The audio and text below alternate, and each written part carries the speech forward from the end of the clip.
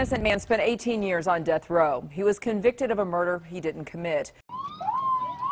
Innocent until proven guilty. It's a hallmark principle of the American justice system.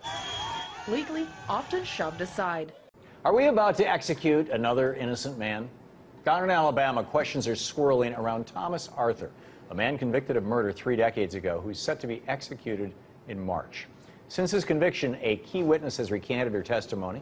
Another man has admitted to the murders, and Arthur's lawyers are calling for DNA tests that could prove their client is innocent.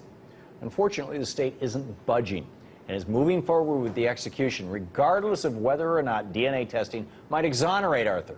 Once you're dead, there's no way to take that back. Right. Juan Roberto Melendez was the 99th person to be exonerated and freed from death row in the United States.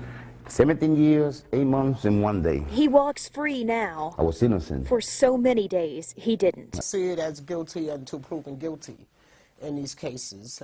Juan Roberto Melendez's story mesmerized people at the University of Missouri St. Louis.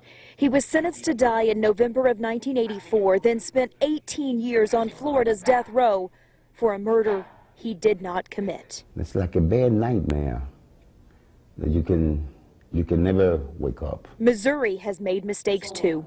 St. Louis native Daryl Burton was released from prison in 2008 after serving 24 years of a life sentence for murder. He was innocent, as was Josh Keyser, released in 2009 after 16 years. Media coverage also affects the jury pool. They see an image of a guy in handcuffs. They see an image of a person being arrested. They see the image of a person doing the perp walk, and they're affected just like everybody else. Because at the end of the day, we're all human beings. So are you presumed guilty from the get-go, and how much of a role does the media play? If you're accused of a heinous crime, it's going to be in huge headlines on page 1.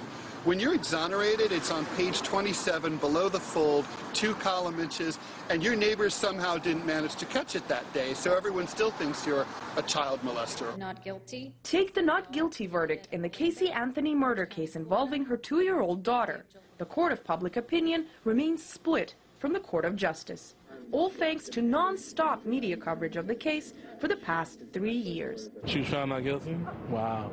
It's crazy. I think it's crazy. I think she definitely did it. From the media, I assume she was going to be guilty. There should be a law that media outlets are required to play your exoneration up as big and as long as your accusation. This is getting ugly. We can never release an innocent man from the grave.